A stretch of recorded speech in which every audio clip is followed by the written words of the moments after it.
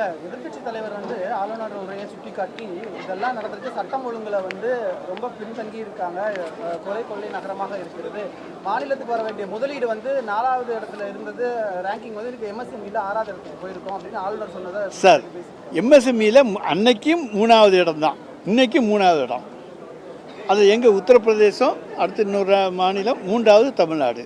அப்புறம் எங்கே நாங்கள் பின்தங்கி இருக்கிறோம்?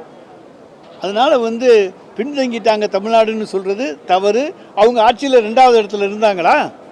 அப்போ நாங்கள் 3க்கு வந்திருக்கோமா? அப்போ தான் அதை சொல்லணுமே தவிர, எம்எஸ்எம்இயை பொறுத்த வரைக்கும் நாங்கள் 3வது இடத்துல தான் இந்தியாவில் இருக்கிறோம். அதை பொறுத்த வரைக்கும் பல உத்தரப்பிரதேசம் போன்ற மாநிலங்கள்லாம் கூட இருக்காங்க. ஆனால் அங்கே வந்து எப்படி நடக்கிறது என்பதெல்லாம் நாங்கள் வந்து விமர்சிக்க விரும்பவில்லை, அது மற்றொரு அரசு. எனவே எங்களை பொறுத்த வரைக்கும் 3வது இடத்துல இருக்கமே தவிர பின்தங்கி விடவில்லை. ஆளுநர் சொல்கிறது போல் ஏதோ ஒன்றுமே இல்லை, ஜீரோ அப்படிங்கிற போலெல்லாம் கிடையாது. இதில் நாங்கள் முன்னேறித்தான் இருக்கின்றோம் என்பதை தெரிவித்துக் கொள்கின்றேன். அடுத்து கோயிலை பற்றி பேசியிருக்காங்க. கோயிலுக்கு அறங்காவலர்லாம் நியமிக்கவில்லை, கோயிலெலாம் சும்மா கிடக்கு அப்படின்னு பேசியிருக்காரு. நம்ம தமிழ்நாட்டை பொறுத்த வரைக்கும் 31,163 ஆலயங்கள் இந்து சமய அறநிலைத்துறையின் கீழ் வருகின்றன. அவற்றில் வந்து 17,873க்கு எந்த விதமான அப்ளிகேஷனுமே வரல, சின்ன சின்ன கோயில்கள் எதுக்குமே வரல. அடுத்ததாக 1,556 கோயில்களுக்கு நீதிமன்றத்திலே வழக்குகள் இருக்கின்றன. எனவே 3,290 கோயில்களுக்கு மட்டுமே ஈஓக்கள் இருக்கிறார்கள். மற்ற ஆலயங்களுக்கெல்லாம் அன்றைக்கு ட்ரஸ்டிகள் நியமிக்கப்பட்டிருக்கிறார்கள். ட்ரஸ்டிகள் இன்றைக்கு செயலாற்றி கொண்டிருக்கிறார்கள் என்பதையும் இங்கே நான் தெரிவித்துக் கொள்ள கடமைப்பட்டிருக்கின்றேன்.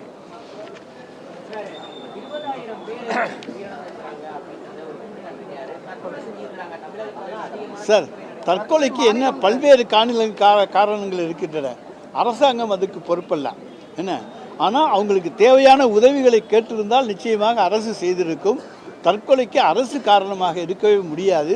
பல்வேறு காரணங்களுக்காக தற்கொலை நடந்தால் 20,000 என்கின்ற எண்ணிக்கையை நாங்கள் நிச்சயமாக ஏற்றுக்கொள்ள முடியாது.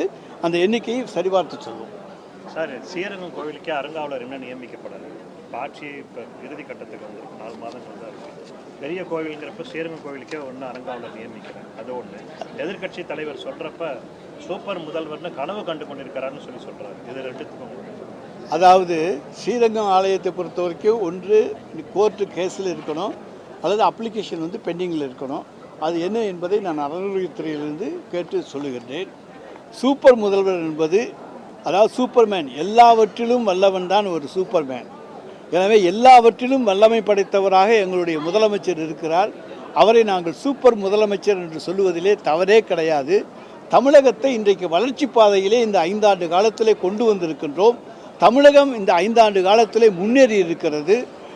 எந்த தொழில் இன்றைக்கு விவசாயமாக இன்றைக்கு வந்து நெல் கொள்முதலிலே பல லட்சம் டன் முதலிடத்துக்கு வந்திருக்கின்றோம். அதே போல் தொழில் உற்பத்தியிலே பல மடங்கு உற்பத்தியை அதிகரித்திருக்கின்றோம். வெளிநாட்டு முதலீடுகளை ஈட்டிருக்கின்றோம். 11.69% பொருளாதார வளர்ச்சியை எட்டி இருக்கின்றோம். இன்றைக்கு எங்களால் பல்வேறு திட்டங்கள், மகளிர் உதவித்தொகையை, உரிமை தொகையை இன்றைக்கு முழுமையாக நிறைவேற்றி கொண்டிருக்கிற ஒரே மாநிலம் இந்தியாவிலேயே தமிழ்நாடு தான். டெல்லியில் தேர்தலுக்கு அறிவிச்சிட்டு குறைச்சிக்கிட்டே வந்துட்டாங்க. மற்ற மாநிலங்கள்லாம் தயங்குறாங்க. ஆனால் முழுமையாக கொடுத்து கொண்டு உயர்த்தி கொடுத்துருக்கிற மாநிலம் 1,15,00,000 1,30,00,000 உயர்த்தி கொடுத்துருக்கிற மாநிலம் தமிழ்நாடு தான். அதே போல் மகளிருக்காக விடியல் பேருந்தை, கட்டணமில்லாத விடியல் பேருந்தை தந்திருப்பது தமிழ்நாடு தான். பெண்கள் உயர்கல்வி படிப்பதற்காக புதுமை பெண், ஆண்களுக்காக தமிழ் புதல்வன் திட்டம், காலை உணவு திட்டம் இன்றைக்கு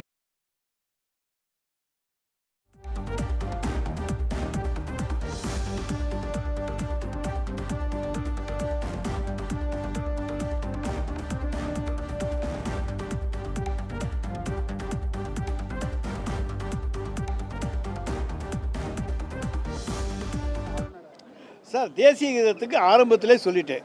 முதலில் தமிழ்த்தாய் வாழ்த்து, இறுதியில் தேசிய கீதம். அதுதான் தமிழ்நாட்டின் பழக்கம்.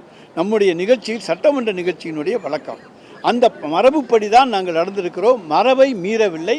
மரபை மீறினால்தான் தவறு. நாங்கள் மரபுப்படி நடந்திருக்கின்றோம்.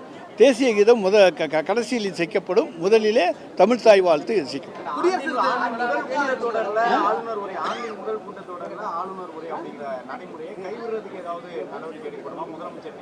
இன்னைக்கு அதாவது அது வந்து அரசியல் சாசன சட்ட திருத்தம் கொண்டு வந்து ஆண்டின் முதல் அறிக்கையில் முதல் கூட்டத்தொடர் ஆளுநர் அறிக்கையோடு துவக்க வேண்டும் என்பது இது போன்ற நிலைமைகள் தொடர்ந்தால் நிச்சயமாக எல்லா மாநிலங்களும் ஒத்த கருத்துடைய எல்லா மாநிலங்களும் இணைந்து அந்த மாதிரியான ஒரு தீர்மானத்தை அமெண்ட்மெண்ட்டை கொண்டு வருவோம். அதை பற்றி முதலமைச்சர் முடிவு செய்வார்.